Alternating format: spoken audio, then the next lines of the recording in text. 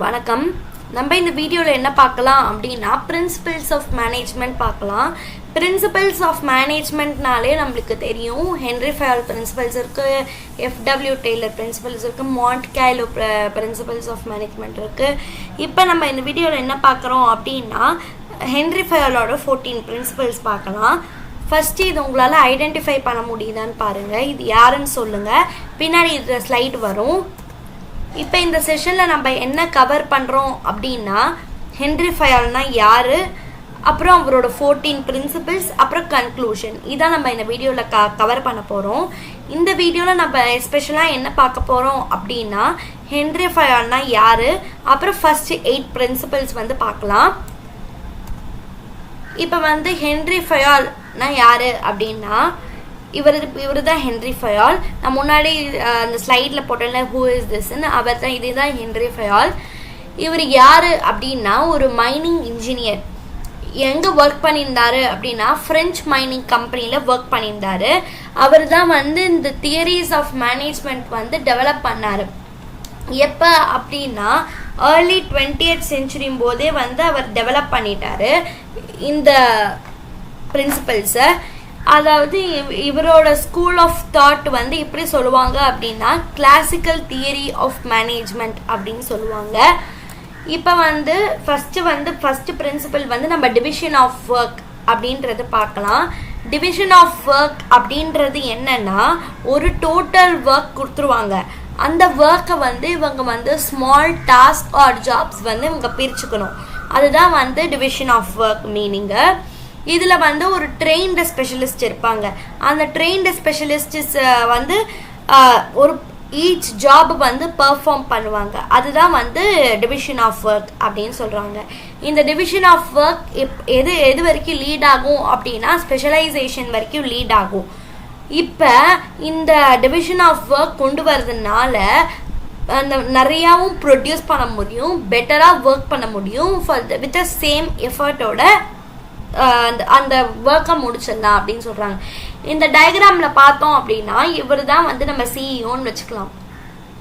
இவருக்கு கீழே 3 மேனேஜர்ஸ் இருக்காங்க. அவங்க தான் வந்து அதுக்கு பேர் தான் நம்ம வந்து இம்மீடியட் சபார்டினேட் அப்படின்னு சொல்லுவோம். ஃபார் எக்ஸாம்பிள் நம்ம இவரை வந்து ப்ரொடக்ஷன் மேனேஜர் வச்சுக்கலாம், இவர் வந்து நம்ம சேல்ஸ் மேனேஜர் வச்சுக்கலாம், இவர் வந்து அக்கௌண்ட்ஸ் மேனேஜர்னு வச்சுக்கலாம். இப்போ ப்ரொடக்ஷன் மேனேஜருக்கு கீழே 3 ஒர்க்கர்ஸ் இருக்காங்க. அதாவது அந்த ப்ரொடக்ஷன் டிபார்ட்மெண்ட்டுக்கு வேண்டிய ஒர்க்லாம் வந்து அந்த டிபார்ட்மெண்ட்டில் ஒர்க்கர்ஸ்க்கு பிரித்து கொடுத்துருவாங்க. அதே மாதிரி மார்க்கெட்டிங் டிபார்ட்மெண்ட்லேயும் 3 ஒர்க்கர்ஸ் இருக்காங்க. அவங்களுக்கு அந்த ஒர்க்கை வந்து பிரித்து கொடுத்துருவாங்க. அதே மாதிரி அக்கௌண்ட்ஸ் டிபார்ட்மெண்ட்டில் வந்து ஒர்க்கர்ஸ் இருக்காங்க. அவங்களுக்கும் அந்த என்னென்ன அக்கௌண்ட்ஸ் ரிலேட்டட் ஒர்க்கும் அவங்களுக்கு கொடுத்துருவாங்க. இவங்க அந்த ஒர்க்கர்ஸ்லாம் இந்த வேலை செஞ்சு இந்த மேனேஜர்ஸ் கிட்ட சொல்லுவாங்க ஒர்க்கர்ஸ் டன் சார் அப்படின்னு சொல்லுவார். அப்புறம் இந்த மேனேஜர்ஸ்லாம் என்ன பண்ணுவாருன்னா சிஇஓ கிட்ட ரிப்போர்ட் பண்ணிட்டு இந்த மாதிரி ஒர்க் வந்து நீங்கள் கொடுத்த டைமில் முடிச்சிட்டோம் அப்படின்னு வந்து சொல்கிறாங்க. இதெல்லாம் எதனால பாசிபிள் அப்படின்னா டிவிஷன் ஆஃப் ஒர்க்னால தான் இதெல்லாம் பாசிபிள் அப்படின்னு சொல்கிறாங்க. நெக்ஸ்ட் வந்து நம்ம வந்து நெக்ஸ்ட் பிரின்சிபல் என்ன பார்க்குறோம் அப்படின்னா அத்தாரிட்டி அண்ட் ரெஸ்பான்சிபிலிட்டின்னு பார்க்குறோம். அத்தாரிட்டி அண்ட் ரெஸ்பான்சிபிலிட்டி அப்படின்றது என்ன அப்படின்னா ஃபஸ்ட்டு அத்தாரிட்டினா ஆர்டர் கொடுக்கறது, அப்புறம் ஒபீடியன்ஸை அப்டைன் பண்ணிக்கிறது, அதுதான் வந்து அத்தாரிட்டி அப்படின்னு சொல்கிறாரு. அப்புறம் ரெஸ்பான்சிபிலிட்டி அப்படின்றது கொராலரி ஆஃப் அத்தாரிட்டி மாதிரியே சிமிலர் தான் ரெஸ்பான்சிபிலிட்டி. இப்போ வந்து ஃபார் எக்ஸாம்பிள் ஒரு சுப்பீரியர் வந்து ஒரு ஒர்க் கொடுத்துருக்காங்க அப்படின்னா அவங்க வந்து ரெஸ்பான்சிபிளாக இருக்கணும் அந்த ஒர்க்குக்கு. அதாவது இந்த கொடுத்த ஒர்க்கை அவங்க வந்து கிவன் டைமில் முடிச்சு கொடுத்துருக்கணும். அதே சமயம் வந்து அவங்க வந்து மேனேஜருக்கு அக்கௌண்டபிளாக இருக்கணும் அப்படின்னு சொல்ல வர்றாரு. அதுதான் மீனிங் ஆஃப் அத்தாரிட்டி அண்ட் ரெஸ்பான்சிபிலிட்டின்னு சொல்கிறாங்க. இதில் வந்து பார்த்தோம்னா 2 டைப் ஆஃப் அத்தாரிட்டி இருக்குது. ஒன்று வந்து அஃபிஷியல் அத்தாரிட்டி, அதாவது அத்தாரிட்டி டு கமாண்ட் பண்ணுறதுக்கு இந்த அத்தாரிட்டி யூஸ்ஃபுல்லாக இருக்குது. அடுத்தது வந்து பர்சனல் அத்தாரிட்டி அப்படின்றது வந்து இண்டிவிஜுவல் மேனேஜர்ஸ்க்கு கொடுக்கறது தான் வந்து அத்தாரிட்டி கொடுக்கறது தான் வந்து பர்சனல் அத்தாரிட்டி அப்படின்னு சொல்கிறாங்க. இந்த அத்தாரிட்டி அண்ட் ரெஸ்பான்சிபிலிட்டியில் பேலன்ஸ் வேணும். அப்போ தான் வந்து கரெக்டாக வந்து ஒர்க் பண்ணிவிட்டு அந்த ஆர்கனைசேஷனுக்கு ரிப்போர்ட் பண்ண முடியும். இப்போ நெக்ஸ்ட் பிரின்சிபல் பார்க்கலாம். அதாவது நெக்ஸ்ட் பிரின்சிபல் பார்த்தோம் அப்படின்னா டிசிப்ளின். இப்போ டிசிப்ளின் பார்த்தோம் அப்படின்னா டிசிப்ளின்றது வந்து ஒரு ஒபீடியன்ட். ஒபீடியன்ட் மீன்ஸ் அதாவது ரூல்ஸ் அண்ட் எம்ப்ளாய்மெண்ட்ஸ் கொடுக்கறது தான் வந்து ஒபீடியன்ஸ். அதாவது அந்த ஒரு கான்ட்ராக்ட் போட்டுருவாங்க, அக்ரிமெண்ட் மாதிரி. அந்த முடிகிற வரைக்கும் வந்து அவங்க வந்து நல்லா ஒர்க் பண்ணிவிட்டு அந்த கம்பெனியை விட்டு வெளில போகணும்.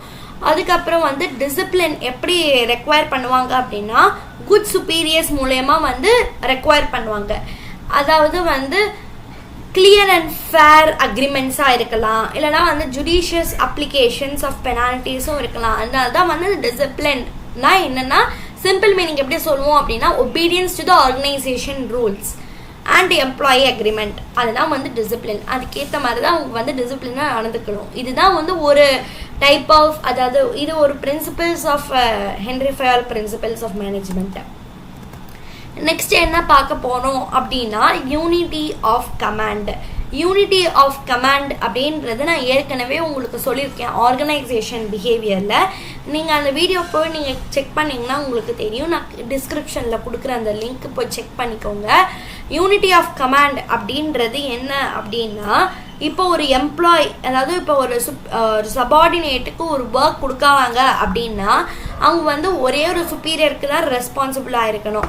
அதாவது வந்து அவங்க கொடுத்துருக்கிற ஒர்க் வந்து அவங்க ஒரே ஒரு சுப்பீரியருக்கு மட்டும்தான் ரெஸ்பான்சிபிளாக இருக்கணும். இப்போ 2 சுப்பீரியருக்கு ரெஸ்பான்சிபிளாக இருந்தால் இந்த யூனிட்டி ஆஃப் கமாண்ட் வந்து வயலேட் ஆகிடும். அதுதான் வந்து யூனிட்டி ஆஃப் கமாண்ட் சொல்ல வராங்க. இப்போ நான் சொன்ன மாதிரி இங்கே பாருங்கள், there should be one and only one boss for every individual employee. நான் சொன்ன மாதிரி ஒரு எம்ப்ளாய்க்கு ஒரே ஒரு சுப்பீரியர் இல்லைனா ஒரே ஒரு பாஸ் மட்டும்தான் இருக்கணும். இப்போ பாருங்க, if an employee gets an order from 2 superior, இந்த ஒரு எம்ப்ளாயி 2 சுப்பீரியர் கிட்டேருந்து சேம் டைமில் வந்து அந்த ஆர்டர் ரிசீவ் பண்ணா அப்படின்னா இந்த principle of unity of command வந்து வயலேட் ஆகிடும். அதுதான் வந்து இதில் சொல்கிறாங்க. இப்போ வந்து இதில் வந்து ஃபார்மல் ஆர்கனைசேஷனில் என்ன பண்ணுவாங்க அப்படின்னா each employee should receive orders and responsible to one superior. அதாவது ஒரு சுப்பீரியருக்கு மட்டும்தான் அவங்க ரெஸ்பான்சிபிளாக இருக்கணும் அப்படின்னு சொல்கிறாங்க. இதில் வந்து டயக்ராமில் பார்த்தோம் அப்படின்னா ரைட் அப்ரோச், ராங் அப்ரோச் போட்டிருக்காங்க. ரைட் அப்ரோச் அப்படின்றது என்னென்னா ஒரு சுப்பீரியருக்கு சபார்டினேட் இருக்கலாம். அதே 2 சுப்பீரியரும் வந்து மாற்றி மாற்றி வேலையை கொடுத்தாங்கன்னா அவங்க அந்த சபார்டினேட் வந்து கன்ஃபியூஸ் ஆகிடுவாங்க. அப்புறம் யாருக்கு வந்து அவங்களுக்கு ரிப்போர்ட் பண்ணோன்னே கன்ஃபியூஸ் ஆகிடும். அதனால் ஒரே ஒரு சுப்பீரியர் மட்டும்தான் இருக்கணும், அதாவது சபார்டினேட்ஸ்க்கு அப்படின்னு சொல்கிறாங்க. நெக்ஸ்ட்டு பிரின்சிபல் என்ன அப்படின்னா யூனிட்டி ஆஃப் டைரக்ஷன். இது என்ன அப்படின்னா கரெக்ட் வேலை வந்து எந்த மாதிரி ஒர்க் வந்து கேரி பண்ணும் அப்படின்றது வந்து மேனேஜர் வந்து சொல்லுவார். இதில் யூனிட்டி ஆஃப் ஒரு டைரக்ஷன் அப்படின்னா என்னென்னா ஒரு எல்லா யூனிட்ஸும் எல்லா ஆர்கனைசேஷனோட யூனிட்டும் வந்து சேம் அப்ஜெக்டிவ்ஸ்க்கு தான் வந்து கொண்டு போகும். அதாவது எப்படி அப்படின்னா through coordinated and focused efforts மூலியமாக தான் வந்து யூனிட்டி ஆஃப் டைரக்ஷன் போகும் அப்படின்னு சொல்கிறாங்க. இது எப்படி அப்படின்னா ஈச் குரூப் ஆஃப் ஆக்டிவிட்டீஸ் என்ன பண்ணுவாங்க அப்படின்னா one head and one plan. அதாவது ஒரு குறிப்பிட்ட குரூப் ஆஃப் ஆக்டிவிட்டீஸ் கொடுத்துருவாங்க. அதில் என்ன பண்ணோம் அப்படின்னா ஒரு ஹெட்டும் ஒரு பிளானும் தான் இருக்கணும். அதுதான் வந்து சொல்கிறாங்க. இது வந்து என்ன என்ஷூர் பண்ணோம் அப்படின்னா unity of action and unity of coordination அப்படின்னு சொல்கிறாங்க. நான் இந்த மாதிரி ஹைலைட் பண்ணியிருக்கிறது அப்படின்னு இருக்கேன். ஹைலைட் பண்ணியிருக்கிறதுலாம் வந்து இம்பார்ட்டன்ட் பாயிண்ட், அதெல்லாம் வந்து நீங்கள் நோட் பண்ணிக்கணும். நெக்ஸ்ட்டு வந்து நம்ம பார்க்க போகிறது என்ன அப்படின்னா subordination of individual interest to general interest. இப்போ வந்து இண்டிவிஜுவல் இன்ட்ரெஸ்ட்டும் ஜென்ரல் இன்ட்ரெஸ்ட்டும் எப்படி வந்து சபார்டினேட் பண்ணுவாங்க அப்படின்றதுனா இது சொல்கிறாங்க. இப்போ வந்து இதில் என்ன அப்படின்னு சொன்னாங்கன்னா the interest of organisation should be take priority over the interest of any one individual employee. அதாவது அந்த இன்ட்ரெஸ்ட் ஆஃப் ஆர்கனைசேஷன் எப்படி எடுத்துக்கணும் அப்படின்னா இன்ட்ரெஸ்ட் ஆஃப், அதாவது ப்ரையாரிட்டியாக வந்து interest of any one individual employee எடுத்துக்கணும். அதுக்கப்புறம் என்ன சொல்ல வராங்க அப்படின்னா இண்டிவிஜுவல் இன்ட்ரெஸ்ட் அதாவது எவ்ரி ஒர்க்கர், அதாவது எல்லா ஒர்க்கருக்கும் வந்து இண்டிவிஜுவல் இன்ட்ரெஸ்ட்ன்றது ஒன்று இருக்கும். யார் யாரெல்லாம் கம்பெனியில் ஒர்க் பண்ணுறாங்களோ அவங்களுக்கு இதெல்லாம் இருந்தாலே வந்து அவங்க வந்து கோஆர்டினேஷனும் யூனிட்டியும் என்ஷூர் பண்ணலாம் அப்படின்னு வந்து இந்த பாயிண்ட்ல சொல்ல வராங்க. இப்போ வந்து நம்ம டிஃப்ரென்ஸ் பார்க்கலாம். Difference between unity of command and unity of direction first. இது வந்து யூனிட்டி of command and unity of டைரக்ஷன் ஃபர்ஸ்ட் மீனிங் பார்க்கலாம். இதில் யூனிட்டி ஆஃப் கமாண்டில் என்ன போட்டிருக்காங்க அப்படின்னா, ஒரு சபார்டினேட்டுக்கு receive orders from and should be responsible for one superior. அதாவது இதில் வந்து ஒரே ஒரு சபார்டினேட் ஆர்டரை வந்து ஒருத்தர்கிட்டே வந்து ரிசீவ் பண்ணலாம், அப்புறம் ஒருத்தர்கிட்ட தான் வந்து அவங்க ரெஸ்பான்சிபிளாக இருக்கணும் அப்படின்னு வந்து சொல்கிறாங்க. யூனிட்டி ஆஃப் டைரக்ஷன் அப்படின்றது என்னன்னா, ஒரு குரூப் ஆஃப் ஆக்டிவிட்டி, அதாவது ஈச் குரூப் ஆஃப் ஆக்டிவிட்டிஸ் இருக்கும். அதாவது அது வந்து எல்லாமே வந்து சேம் அப்ஜெக்டிவ்க்கு தான் வந்து அவங்க ஹெட்டிங் பண்ணுவாங்க. அதில் வந்து என்ன பண்ணுவாங்கன்னா, ஒன் ஹெட் ஒன் பிளான் அப்படின்னு சொல்லிடுவாங்க. அதை வச்சு தான் அவங்க வந்து டைரக்ஷன் போட்டு கொடுப்பாங்க. அது வழியாக போயிட்டு நம்ம வந்து அப்ஜெக்டிவ்ஸ் இல்லைன்னா கோல்ஸ் வந்து அச்சீவ் பண்ணணும் அப்படின்றாங்க. அதுக்கப்புறம் வந்து யூனிட்டி ஆஃப் கமாண்டோட மெயின் எய்ம் என்னன்னா, டியூவல் சபார்டினேஷனை ப்ரிவென்ட் பண்ணணும். அதுதான் வந்து இதோட மெயின் எய்ம் யூனிட்டி ஆஃப் கமாண்டில் இருக்கிறது. இதில் வந்து ஓவர்லாப்பிங் ஆஃப் ஆக்டிவிட்டி வந்து ப்ரிவென்ட் பண்ணும். அதுதான் யூனிட்டி ஆஃப் டைரக்ஷனோட எய்ம். நெக்ஸ்ட் இதில் இம்ப்ளிகேஷன் பார்த்தோன்னா என்ன அப்படின்னா, it affects the individual employee. Individual எம்ப்ளாயியை வந்து இது யூனிட்டி ஆஃப் கமாண்ட் வந்து அஃபெக்ட் பண்ணும். ஏன்னா இது ஒருத்தருக்கும் ஒன்று விருப்பம் இருக்கும், இவங்க கிட்ட தான் போகணும் அப்படின்றது சொல்லிடுவாங்க கம்பெனியில். ஆனால் அவங்களுக்கு இண்டிவிஜுவலுக்கு ஒரு தாட் இருக்கும், சரி ஓகே இந்த வாட்டி உங்களுக்கு ஒர்க் பண்ணிட்டோம், ஸோ நம்ம அடுத்த இதுக்கு வந்து அடுத்த ப்ராஜெக்ட் வந்து நம்ம வேறு டீமோட ஒர்க் பண்ணலாம் அப்படின்னு வந்து இண்டிவிஜுவல் எம்ப்ளாய்க்கு இருக்கும். இப்போ வந்து ஒரு ஆர்கனைசேஷனில் வந்து அந்த வேறு ப்ராஜெக்ட் வந்ததுக்கப்புறம் அதே குரூப்பில் அவங்க போட்டாங்க அப்படின்னா இண்டிவிஜுவல் எம்ப்ளாயியோட இம்ப்ளிகேஷன் அஃபெக்ட் ஆகும் யூனிட்டி ஆஃப் கமாண்டில். அதே வந்து யூனிட்டி ஆஃப் டைரக்ஷனில் வந்து மொத்தமாக ஆர்கனைசேஷனே வந்து அஃபெக்ட் பண்ணும். அதுதான் வந்து சொல்கிறாங்க. இப்போ உங்களுக்கு இந்த டிஃப்ரென்ஸ் புரிஞ்சிருக்கும்னு நினைக்கிறேன். நெக்ஸ்ட்டு வந்து remuneration of employee. Remuneration of எம்ப்ளாயின்றது பார்த்தோம் அப்படின்னா, ஓவரால் பே அண்ட் காம்பன்சேஷன் வந்து fair to both employees and organisation இருக்கணும். ஓவரால் பே அண்ட் காம்பன்சேஷன் அப்படின்ற போது இப்போ ஒருத்தருக்கு ஜாஸ்தியாக கொடுத்து ஒருத்தருக்கு கம்மியாக கொடுக்கக்கூடாது. எம்ப்ளாயீஸ்க்கும் ஆர்கனைசேஷனுக்கும் ரெண்டுமே கொடுக்கறது ஒன்றா இருக்கணும் அப்படின்னு சொல்கிறாங்க.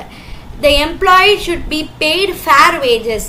அதாவது உங்கள் ரீசனபிள் ஸ்டாண்டர்ட் ஆஃப் லிவிங் வாழ்த்துக்காக அவங்களுக்கு வந்து ஃபேர் வேஜஸ் கொடுக்கணும் அப்படின்னு சொல்கிறாங்க. அதுக்கப்புறம் வந்து அதாவது ஈக்குவல் ரெம்யூனரேஷன் கொடுத்தா கான்ஜீனியல் அட்மாஸ்பியர் வந்து என்ஷூர் ஆகும். அப்புறம் குட் ரிலேஷன்ஷிப் ஒர்க் ஆகும் between the managers and the workers அப்படின்னு சொல்கிறாங்க. இதெல்லாம் கொண்டு வந்துட்டாலே நம்ம வந்து ஒர்க்கிங் ஆஃப் த கம்பெனி வந்து ஸ்மூத்தாக இருக்கும் அப்படின்னு சொல்கிறாங்க. இதுதான் பொறுத்த வரைக்கும் ரெம்யூனரேஷன் ஆஃப் எம்ப்ளாயி அப்படின்றாங்க. நெக்ஸ்ட் பார்த்தோம் அப்படின்னா சென்ட்ரலைசேஷன் அண்ட் டீசென்ட்ரலைசேஷன். இதுதான் வந்து லாஸ்ட் பார்ட் இந்த பார்ட்டோட வீடியோ. இது வந்து நீங்கள் இம்பார்ட்டண்டான இது ஒரு பிரின்சிபல். இது வந்து என்ன அப்படின்னா, சென்ட்ரலைசேஷன் அப்படின்னு என்னன்னா அப்படின்னா concentration of decision making authority தான் வந்து சென்ட்ரலைசேஷன் அப்படின்னு சொல்கிறாங்க. கான்சென்ட்ரேஷன் ஆஃப் டெசிஷன் மேக்கிங் அப்படின்னா ஒரு ஒர்க் பண்ணுறதுக்கு ஒரு கான்சென்ட்ரேஷன் தேவை, அதனால தான் அவங்க வந்து சென்ட்ரலைசேஷன் அப்படின்னு சொல்கிறாங்க. இப்போ டிஸ்பர்சல் அமாங் மோர் தேன் ஒன் பர்சன்.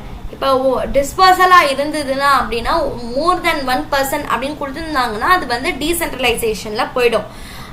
அதனால் வந்து difference between centralisation and decentralisation அப்படின்னு சொல்கிறாங்க. இதில் வந்து என்னென்னா எம்ப்ளாயீஸ் வந்து ஃபேர் வேஜஸ் அதே மாதிரி தான் ரெம்யூனரேஷன் ஆஃப் எம்ப்ளாயி பார்த்த மாதிரி இந்த எம்ப்ளாயிக்கு வந்து ஃபேர் வேஜஸ் வந்து கொடுக்கணும். அதே சமயம் வந்து அவங்களுக்கு வந்து ரீசனபிள் ஸ்டாண்டர்ட் ஆஃப் லிவிங் அப்படின்றதும் நம்ம வந்து அவங்களுக்கு கொடுக்கணும் அப்படின்னு வந்து சொல்கிறாங்க. அது மூலியமாக தான் வந்து அவங்க சென்ட்ரலைசேஷனாக இருக்கலாம், இல்லைன்னா டீசென்ட்ரலைசேஷனாக இருக்கலாம் அப்படின்றாங்க. சென்ட்ரலைசேஷன் அப்படின்றது இந்த பிக்சரை பார்த்தாலே தெரியும். இப்போ ஒரு சுப்பீரியர் இருக்காரு, அவருக்கு கிட்டக்க இருந்த மாதிரியே ஒரு குரூப்பாக வந்து ஃபார்ம் பண்ணி சபார்டினேட்ஸ் வந்து இருக்காங்க. இதில் வந்து ஒரு சுப்பீரியர் இருக்காரு, அவர் வந்து இங்கே வந்து என்னன்னா டிஸ்பர்சல் இருக்கு, அதாவது ஒன்று வேற மாதிரி டைரக்ஷனில் வந்து பர்சன்ஸ் இருக்காங்க, அதனால அவரால் கான்சென்ட்ரேட் பண்ண முடியல. அதே வந்து சென்ட்ரலைசேஷன் இருந்தால் அது வந்து ஈஸியராக இருக்கும் அப்படின்னு வந்து சொல்கிறாங்க. இப்போ இந்த வீடியோவில் நம்ம என்ன கவர் பண்ணியிருக்கோம்னு நான் ஜஸ்ட் மாதிரி சொல்கிறேன். ஃபஸ்ட்டு நம்ம வந்து ஹென்ரி ஃபயால்னா யாருன்னு பார்த்தோம்.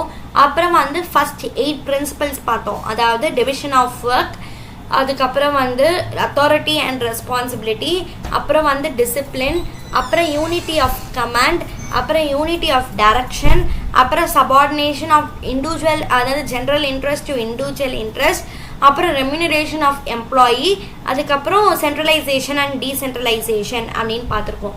ஸோ நம்ம நெக்ஸ்ட் வீடியோவில் வந்து இதை மீதி இருக்கிற பிரின்சிபல்ஸ் வந்து கண்டினியூ பண்ணலாம். தேங்க்யூ.